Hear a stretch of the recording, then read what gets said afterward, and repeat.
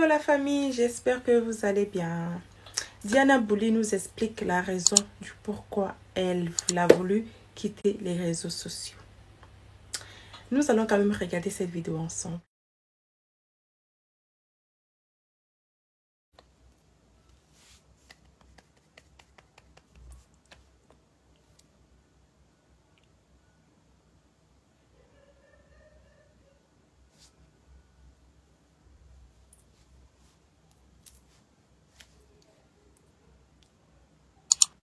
Je suis là pour vous expliquer pourquoi j'étais partie. Parce que oui, j'ai eu un ras-le-bol complet. Je sais que vous me connaissez, vous savez que jamais, malgré toute cette haine que je reçois, je n'aurais décidé de partir des réseaux sociaux comme ça. Vous aviez raison. Parce que en vrai, la haine sur les réseaux sociaux, c'est un truc dont je m'étais déjà habituée en quelque sorte, mais on va dire que j'ai fait face à une accumulation. Donc, je ne vais pas tout vous dire sur ma vie personnelle, mais je vais un peu vous expliquer ce qui s'est passé. En fait, je sais qu'aussi, il y a beaucoup ici. Ah, je m'avais parlé. Donc, vous savez que, pardon, si vous savez que vous n'avez pas la condition pour supporter, attendez vers la fin, je vais faire peut-être la conclusion. Mais là, maintenant, il veut bavarder. Je parle à cœur ouvert, comme j'ai dit avec mes abonnés. Voilà, merci. Donc, voilà, les amis, j'ai fait face à une accumulation. Je vous explique. J'ai souvent très lu que beaucoup de gens pensent que je suis une enfant hamburger de Dieu, c'est-à-dire j'ai tout sur un plateau d'argent, on m'a tout remis dans une cuillère parce que je viens tout sourire bêtement. Voilà, non, mais c'est pas du tout le cas. C'est pas du tout le cas. Donc, je vais essayer d'aller graduellement du début jusqu'à maintenant. Bon, on va dire que je suis quel genre de petite fille parce que il faut comprendre l'histoire pour comprendre la conclusion. Je suis quel genre de petite fille. Je suis ce style de petite fille. Au début, quand j'ai commencé à faire face aux aléas de la vie, c'est-à-dire à ce que la vie peut t'apporter comme combat, je suis ce style de petite fille qui encaisse beaucoup, qui ne parle pas. Et je vais dire la chance et la malchance que j'ai eue. Parce que je vais vous dire pourquoi après ça a été une chance et pourquoi à ce moment-là c'est une malchance. C'est que les personnes qui étaient censées me protéger ne l'ont pas fait. Donc, c'est-à-dire, moi, je suis l'aînée d'une fratrie de pratiquement, du côté de ma mère, 7. Pour vous dire, je suis l'aînée de 7 enfants. Et ensuite, du côté de mon père, j'ai 4. Donc voilà. Et donc j'ai fait face à beaucoup de choses un peu difficiles, mais c'est pas aujourd'hui dont je vais vous en parler. Ça, c'est après. Quand j'aurai vraiment réalisé quelque chose de grand, vous voyez, non. Donc, tu vois, tu es face à beaucoup de choses assez dures, très dures, et toi t'encaisses, tu parles pas. Tu ne pleures pas. Parce que la vérité, c'est que je n'ai pas toujours été aussi douce que maintenant, aussi souriante. Avant, j'étais fermée. Je vous dis même pas, j'étais trop fermée. Voilà. Ensuite, quand tu passes l'enfance pour l'adolescence, c'est pas aussi toujours facile parce que c'est toujours une succession d'événements assez douloureux, quoi. Assez durs et douloureux, comme des humiliations, le manque, qui a été un moment très fort. Le manque, et vous vous rappelez, je vous ai dit, je suis une petite fille et une adolescente par la suite qui ne parle pas beaucoup, qui reste assez fermée sur ce qu'elle ressent. Donc, mais en vrai, c'était difficile parce que quand tu es quelqu'un qui prend sur toi, il y a un moment où ça pète, mais on n'est même pas encore arrivé au moment où ça pète parce qu'après, après avoir vécu tout ça, je me dis, j'ai d'abord une rupture brutale. Parce que, comme je vous ai dit, j'ai pratiquement 7 frères et sœurs. J'ai une rupture brutale parce que je tombe très malade. Je tombe très malade à un moment donné. Et je crois que je fais 6 mois d'isolation parce que la maladie que j'avais contractée était très grave. Et quand je reviens, j'ai plus mes frères et sœurs avec moi, ce qui me fait me fermer encore plus et avoir très mal, mais ne pas parler. Ne pas parler. Et donc, de là est sorti un amour pour l'art. Ouais, ma rencontre avec l'art, c'est quoi? C'est ce qui a totalement chamboulé ma vie. C'est du genre, je vais prendre mes poupées, je vais essayer de faire des choses. Je vais prendre moi, mes habits, faire des trucs, vous voyez un peu. Et c'était vraiment le seul moment où je me sentais libre de créer parce que j'ai toujours aimé créer. Ou encore quand j'imitais les gens. Quand peut-être je vois mon oncle qui fait un truc, j'essaie de l'imiter, on rigole. J'étais comme ça. Ensuite, on va dire qu'il y a encore eu une succession de moments assez difficiles jusqu'à ce que je tombe dans ce truc que je ne souhaite à personne, la dépression. Voilà. J'ai fait ma toute première dépression. C'était difficile parce que c'est du genre, je n'arrive pas à parler à l'autre.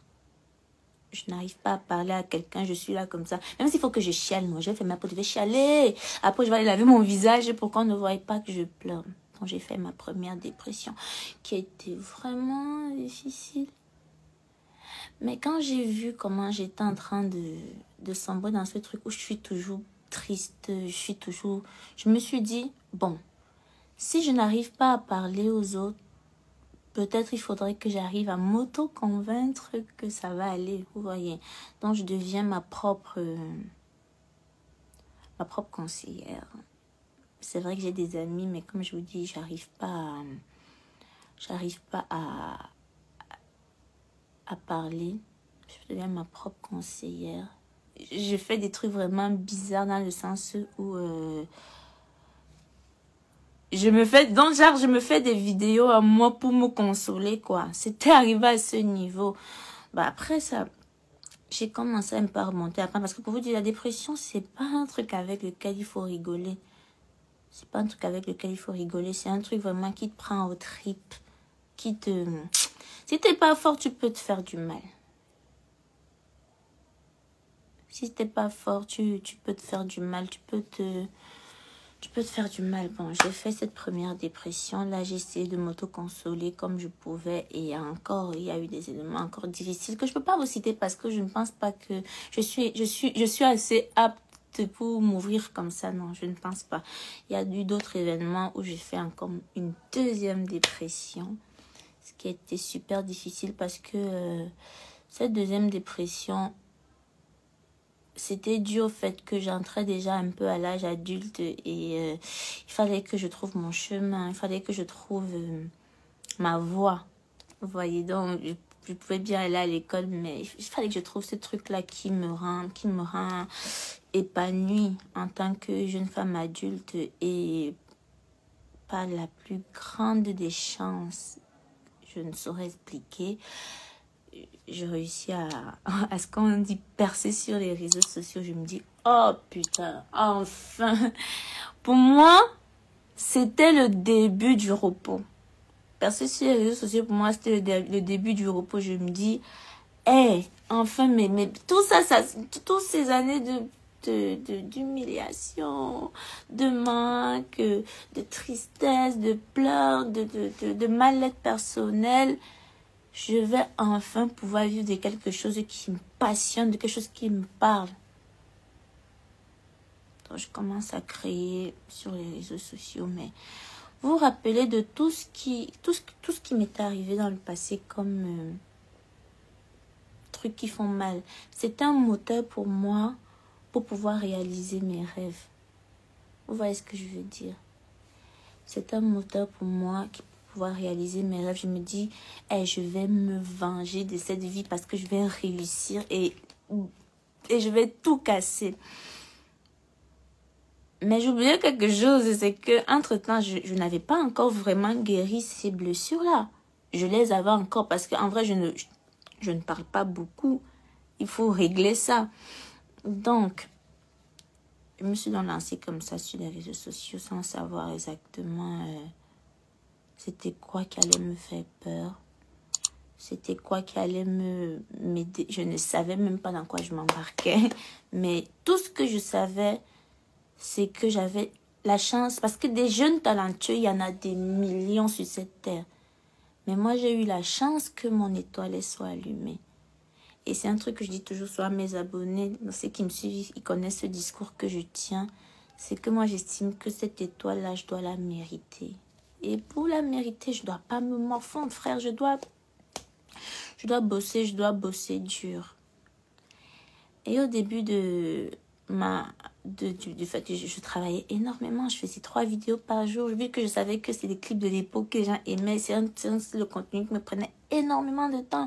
Je travaillais dur. Et je ne dis pas que c'est genre, je me lamente pas, parce que justement, c'est ce qu'il faut faire. Parce que, frère, il y a 10 000, 1 million de jeunes comme toi qui veulent ta place, donc c'est ce qu'il faut faire, il faut travailler. Et je travaille tellement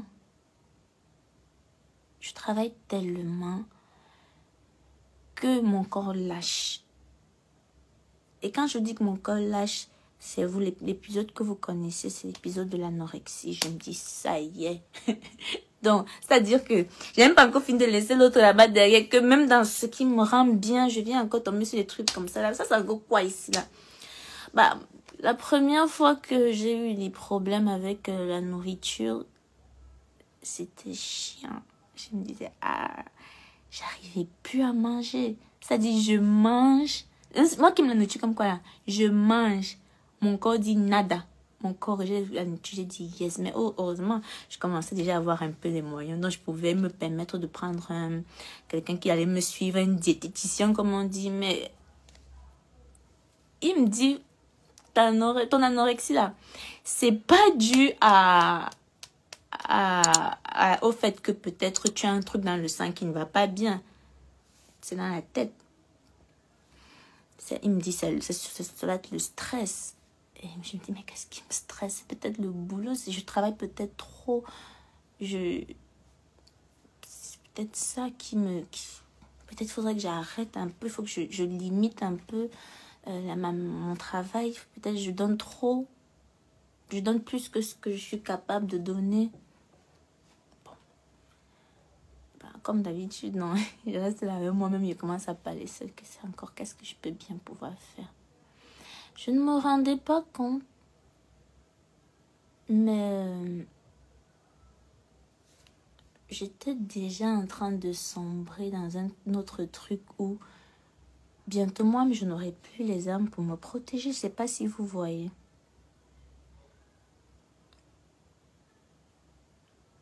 Je n'avais plus les armes moi-même pour me protéger parce que on va entrer maintenant sur le monde des réseaux sociaux. Je tombe sur mon premier bad buzz. Hey, tu sais, quand tu viens d'arriver, tout le monde t'aime, tout le monde t'acclame, tout le monde à quel point tu es génial. C'est bizarre. Parce que, justement, moi, je connaissais aussi que, en fait, arriver sur les réseaux sociaux, c'est que tu avais beaucoup de haine. Donc, mon premier... malgré que j'ai tout ça de personnel, mon premier rapport avec la haine des gens, c'était... qu'est-ce que moi, je les ai fait à eux? Parce que, franchement, moi, c'est la magie. On me met toujours dans la sauce à cause des trucs que je ne fais pas. C'est-à-dire, même si on disait... Au début, je me disais que, mais qu'est-ce que je les ai fait pour qu'ils m'aiment pas? Bon, après, au fur et à mesure, je commence à t'habituer. Mais en vrai, ce qui se passait dans ma vie personnelle, c'était tellement... Ça me prenait au trip. J'arrivais plus. L'anorexie qui me rongeait, le stress, je dis que c'est quoi ça encore, Seigneur? J'arrive même plus à travailler normalement. Et c'est là que je remercie beaucoup ma communauté parce que je vais prendre le cas des clips de l'époque. Quand j'ai commencé à ralentir sur les clips de l'époque, vous voyez, non? Et je me disais, c'est pas possible, ils vont se barrer. Je me disais, c'est pas possible, ils vont partir. Si c'est pour ça qu'ils m'ont aimé, gars, ils vont plus m'aimer. Mais bizarrement, c'est là que j'ai reçu 1000 fois plus d'amour. 1000 fois plus j'ai gagné 1000 fois plus d'abonnés. J'ai gagné 1000 fois plus de notoriété. Je gagnais beaucoup plus même ma vie qu'avant. Donc, ça, je remercie. Mais bon, il y avait dans ce problème psychologique. Là, par exemple, un problème psychologique qu'il fallait régler et où j'avais pas les armes. Donc, on va passer sur ça, anorexie. Je commence un peu à monter petit à petit, à reprendre de mes forces et commence à reprendre un peu de poids. Et puis, bam, deuxième rechute. Ah, gars, si je vous explique que parfois, j'étais comme ça en direct avec vous, je vous regarde comme ça et dis que vous allez bien. Mais ici, je disais, c'est quoi ça encore, Seigneur? Qu'est-ce que j'ai envie? Pourquoi? Je fais une deuxième rechute. Je me dis, ok, bon, je vais commencer à me concentrer sur autre chose. Je vais sur Abidjan. Récemment que je suis partie là, j'ai commencé à travailler sur des projets qui arrivent. Je travaille avec mon équipe d'Abidjan tout le temps. J'ai même duré là-bas. On a beaucoup fait plein de trucs, travailler sur ma première production, mettre un peu les pions. Et ça m'a aidé à recommencer à penser à autre chose, non. Et à recommencer à trouver l'appétit. Je me rappelle même, j'ai mangé en direct et j'ai recommencé à prendre un peu de poids. Mais avant ça, il y a un événement qui m'a beaucoup marqué. Et cet événement-là, normalement, c'est à ce moment-là que je devais quitter les réseaux sociaux. Et c'est pas maintenant. Parce que vous savez, au fur et à mesure, je prends de l'influence. Au fur et à mesure, je prends beaucoup de haine. Énormément de haine. Et cet événement m'a marqué parce que ma vie a failli passer. Et c'était là... Je ne voulais même pas en parler, mais là, je suis obligée. Parce que ça a été vraiment l'élément le plus fort de ma décision de partir. C'est le jour où on m'a empoisonné. Justement, je sors me bouffer et je rentre. Mon ventre commence à me faire hyper mal. Heureusement, j'étais bien entourée ce jour-là.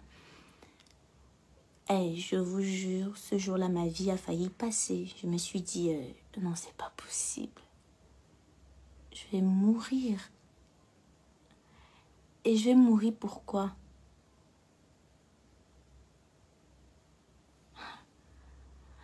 Parce que quelqu'un ne m'aime pas. Que je vais crever. Non, c'est une blague. Et quand j'essaie de faire le raccord entre l'acte de la personne, je me dis ça peut être que à cause des likes, des abonnés, de tout ça.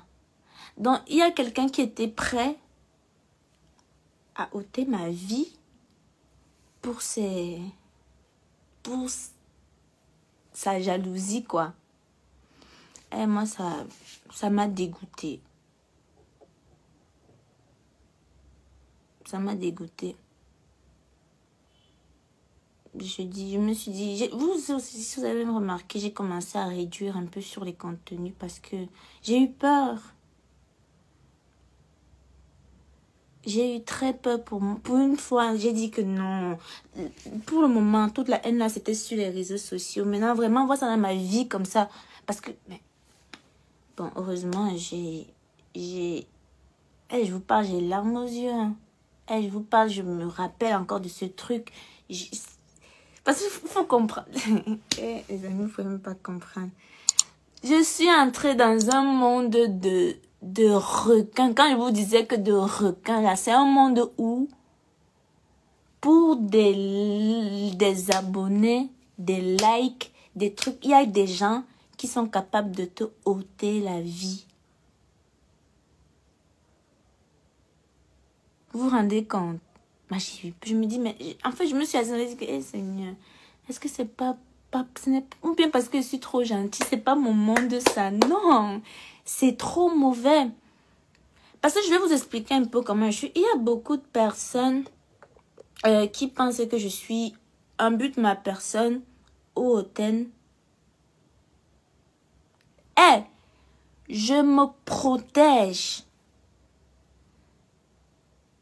C'est pas parce qu'aujourd'hui je suis sur le devant de la scène que je vais marcher avec tout le monde et que je vais me parler avec tout le monde pour vous montrer que je suis humble.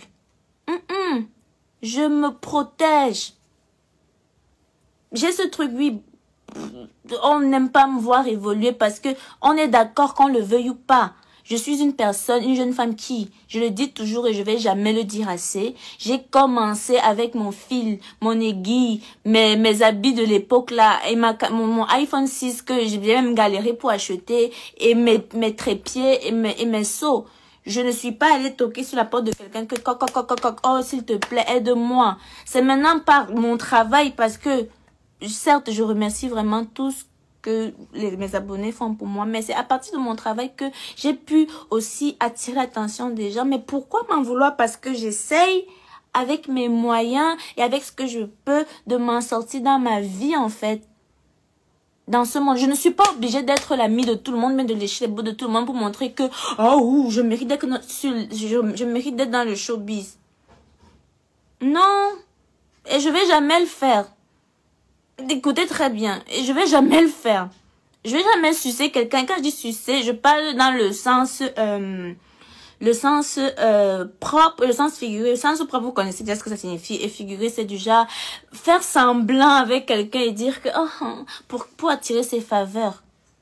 Mais et ça, je vous dis, vous voyez pas parce que vous êtes que à travers l'écran, vous ne le voyez pas. Mais moi, je le vis.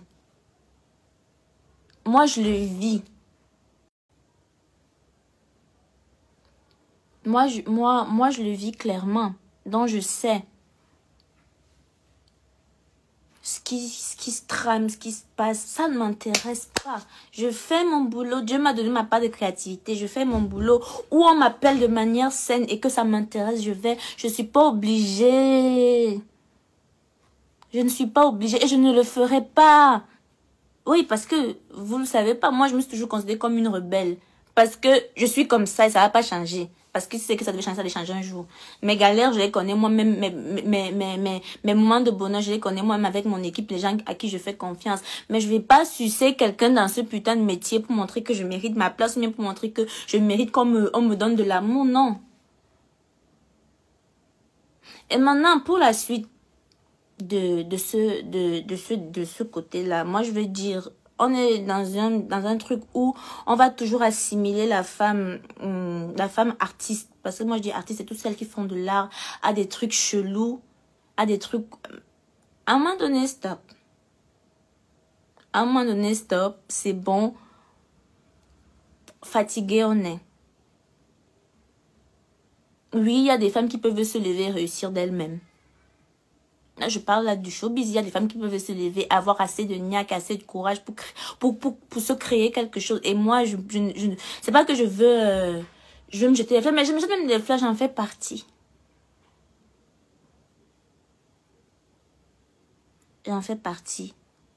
Et maintenant, moi, le message que j'aurai à tous les gens qui vont essayer encore de me faire des coups de pute, parce que heureusement que j'ai fait cette sortie médiatique. Parce que cette sortie médiatique m'a montré que il y a beaucoup qui font genre avec moi, mais c'est surtout les femmes. Il y a certaines femmes, c'est des branleuses.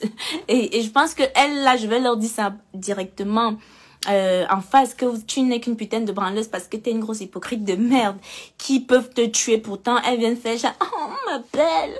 Oh, pourtant, en vrai, c'est des branleuses. Et quand je dis branleuses, c'est des meufs, elles sont fausses. Et ça, je vais leur dire ça directement, face to face. Et ça sert à rien de les exposer ici. Elles vont juste recevoir des messages dans leur eBay. Heureusement que j'ai fait cette sortie médiatique parce que aujourd'hui, je sais que frère, j'ai bien fait de rester dans mon coin. Et je vais continuer à rester dans mon coin. Je vais m'ouvrir professionnellement à ceux qui voudront bien m'avoir dans leur truc. Amicalement, quand je vais ressentir mes bonnes années. Parce que heureusement, grâce à Dieu, j'ai encore un esprit de discernement. Et voilà. Donc ça, c'est la phase. Donc voilà, je vous dis, les amis, que cette phase d'empoisonnement, non, ça m'a fait peur. Et récemment là, j'ai tout ça, c'est-à-dire toutes ces accumulations-là qui m'ont... Je ne peux pas vous expliquer. Le jour que je vous écrivais le message, j'avais les larmes aux yeux. Mais je me disais que, ah, gars, moi, je peux plus, frère. Mais aujourd'hui, ma vision a changé. Mais ce jour-là, j'étais en mode, non, je peux plus. C'est quoi ce monde de trou du cul? Je sais pas quoi expliquer. Parce que franchement, il y a des gens, ils peuvent pas reconnaître leur valeur. Moi, ils peuvent reconnaître ma valeur. Je sais que je suis gentille. Je suis une personne très gentille. Je sais que je suis une bonne personne. C'est pas genre que quelqu'un va me dire. Je le sais. Parce que quand tu as vécu ce que j'ai vécu, et je vous dis, c'est pas maintenant que je vais vous en parler, peut-être dans le futur, vous saurez. Quand tu as vécu ce que j'ai vécu dans mon enfance, mon adolescence et au début de ma phase adulte, tu as deux choix. Soit tu deviens un putain de tueur en série, soit tu deviens une putain de bonne personne. Et moi, j'ai pris le choix de devenir une bonne personne et je ne regrette pas. Donc, pour finir, pour vous faire le petit condensé de tous ces trucs, tout ce que j'ai vécu de difficile, quand j'ai lâché prise, ont été contre moi parce que j'avais trop mal au cœur. Et c'est là maintenant où il y a ma faute, parce qu'à ce moment, j'avais besoin de parler et il fallait que je parle. Et donc, j'ai pris la décision qu'au lieu de fuir, je vais me faire suivre. Parce que je pense que aussi avec tous les messages, les bons messages que j'ai reçus et que moi-même, j'ai vu que frère, avec tout ce que tu as enduré, tout le travail que tu as fait, tout ce que tu as traversé, là, ce n'est pas maintenant que tu vas arrêter. J'ai décidé d'accepter que à un moment donné, j'ai besoin d'aide, quitte à me faire consulter par quelqu'un qui travaille dans le domaine où il peut me parler et m'aider à mieux organiser mes émotions. Je le ferai. Mais je ne vais pas lâcher. Je ne vais pas lâcher. Et ce que je veux aujourd'hui pour le futur, c'est que rien ne puisse plus me donner envie d'arrêter. Vous voyez, même bon, là je vois beaucoup de messages gentils et aussi des messages méchants. Mais plus rien ne va me pousser à arrêter. Si c'est que j'estime que c'est trop dur pour moi et pas me reposer en solo, je reviens. Mais plus rien ne va me pousser à arrêter. Et tous ceux qui vont encore se placer devant moi pour nuire à mon évolution ou pour nuire à ce que Dieu a décidé pour moi, vous assumerez les conséquences. Hein.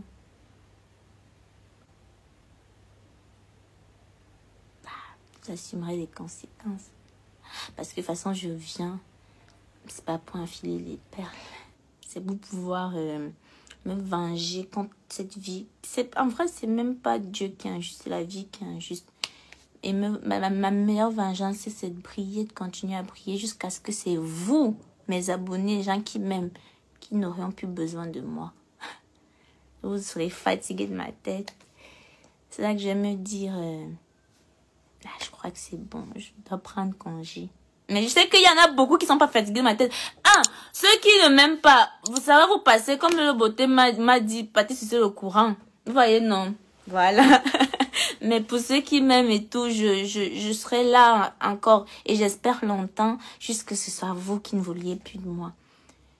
Je vais travailler plus. Et si je vois que c'est pas bon, je me repose.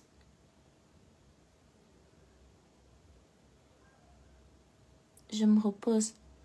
Et donc maintenant, pour ceux qui veulent me parler de l'histoire de Kamga Salomon, bon, je vais vous faire un débriefing rapide parce que franchement, flemme. Parce que je vois beaucoup ça là. L'histoire de Kamga, je vous explique. Moi, c'est pas moi qui... Je vois beaucoup de gens dire que... je vois beaucoup de gens dire que il fallait pas venir parler avec ça sur les raisons. C'est pas moi qui suis venue avec cette histoire sur les réseaux sociaux. Attends un peu. Vous qui faites déjà là, vous êtes fatigué. Je vous ai appelé ici là. J'ai dit ça que j'avais des comptes à rendre à mes abonnés, aux gens qui m'aiment. Si vous ne m'aimez pas, vous connaissez où la porte. On peut être que sadomaso et se faire du mal comme ça là. Eh, parce que contrairement à ce que vous pensez là, parce que entre temps aussi, vous m'avez beaucoup étouffé avec vous là, vous m'avez beaucoup étouffé dans le sens où je peux plus parler ma chose gentille, machin, vous venez me compresser. Là, c'est pas que je vais changer parce que j'estime quand même que, on m'a bien éduqué, je vais pas vous insulter. Mais si je nique des merdes 2 ou 3 fois, je vais ramasser, je vais pas, mieux continuer avec mon histoire de, donc je dis pour Kamga Salomon, ceux qui sont venus m'attaquer pour me dire que, c'est toi qui es venu avec l'histoire là ici sur Internet. C'est moi qui suis venu avec l'histoire là ici sur Internet. C'est moi qui suis venu avec l'histoire là ici sur Internet. Ce n'est pas quand vous avez vu que le Seigneur des Anneaux avait fait fureur, que vous avez vu ça dans 2 mains, que vous avez commencé à m'attacher comme d'habitude. C'est vous qui avez commencé à m'attaquer sur une histoire que je n'ai pas sortie, parce que moi, en vrai, pourquoi est-ce que je vais sortir cette histoire? Vous m'avez attaché. Et c'est moi j'arrive, je me défends. Et c'est ça, non seulement je me défends moi, et je défends aussi, tous les français. Je défends aussi tous les protagonistes de l'histoire parce que je me dis, frère, on va pas s'exposer sur la toile. C'est quoi ça? En plus, ce qui me faisait rigoler, c'est que les gens tiraient leur part d'histoire. L'autre raconte sa part là-bas, l'autre dit pour lui dire que, mais, vu que les deux peuvent pas parler, moi, je vais parler. Je vais essayer de rendre. Et c'est ce qui s'était passé jusqu'à ce que Kamga lui me vienne encore tout gâter. Et c'est quand Kamga vient encore tout gâter que je dis que, mais Kamga. Je dis encore que, mais Kamga, mon frère, tu peux pas fermer ta bouche. Il faut que tu viennes encore. Bon, après, je vais pas dire si maman ou maman pas parce que franchement, flemme. Flemme, franchement, cette histoire, ça, flemme. De toute façon, lui et moi, t'es même plus en contact depuis, donc flemme. Donc, pour aussi finir, pour ceux qui pensent que c'est Kamga qui m'a fait partie des réseaux, c'est totalement faux. Parce que, frère, j'ai vécu pire dans ma vie pour venir quitter, parce que les gens me disent que c'est quelqu'un, et je m'en bats les reins, mais je m'en fous complètement.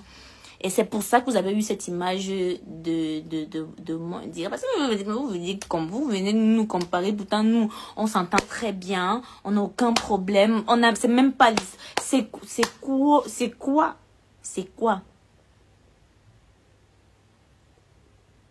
Donc, voilà, c'est tout ça comme ça, là. Je vais pas venir le descendre parce que je m'en bats les couilles. Il fait sa vie. Et et chacun fait la sienne. Je souhaite à tout le monde tout le meilleur du monde. Et je me souhaite à moi-même le meilleur du monde. J'ai mal parce que j'aurais pas dû être faible face à vous en partant par rapport à mes histoires personnelles. Mais je me dis, il fallait aussi que ça... À un moment donné, je ne peux pas ne pas péter les plombs. Parce que vous n'êtes pas facile. Je ne peux pas ne pas péter les plombs. J'ai pété les plombs. Ça, c'est arrivé. Et puis, la vie continue. Et maintenant, les amis, pardonnez. J'étais absente sur les réseaux sociaux. Pardonnez-moi. Les amis, pardonnez-moi. Maintenant, je vais essayer de faire plus que ce que vous avez déjà connu de moi. Je vais essayer de créer plus encore. Je vais essayer de me battre pour avoir de nouvelles idées. Je vais essayer d'amener mon drapeau le plus loin possible. Pourquoi même pas l'Afrique? Parce que maintenant, mon objectif, c'est le monde. Mon objectif, c'est le monde. Mon objectif, c'est de tout casser, de créer des trucs, que ce soit dans la mode, que ce soit dans le cinéma, que ce soit dans quoi. Et de travailler dur pour ça parce que c'est ce que j'aime faire. J'ai de l'art dans les tripes. Vous pouvez pas comprendre. J'ai de l'art dans les tripes. J'ai l'art dans les poumons. Je ne sais pas. Ce truc, c'est ça qui me fait vivre. Et peut-être c'est pour ça que ça a dû empiéter sur moi parce que c'est le même truc qui a failli me détruire. Mais là, maintenant, une nouvelle ère qui s'ouvre. Je vais tout faire pour tout casser. Donc, mes amis, mes abonnés, les gens qui m'aiment. Mes amis, mes abonnés, les gens qui m'aiment. Les gens qui m'aiment et qui sont abonnés à moi. Parce qu'il y a des gens qui sont abonnés pour essayer de me détruire. Mais les gens qui m'aiment qui sont abonnés à moi. Et je vous aime aussi. J'ai vu tous vos messages. Bon, après, vous m'avez donné l'âme aux yeux. Et il y a des gens qui pleuraient même par message.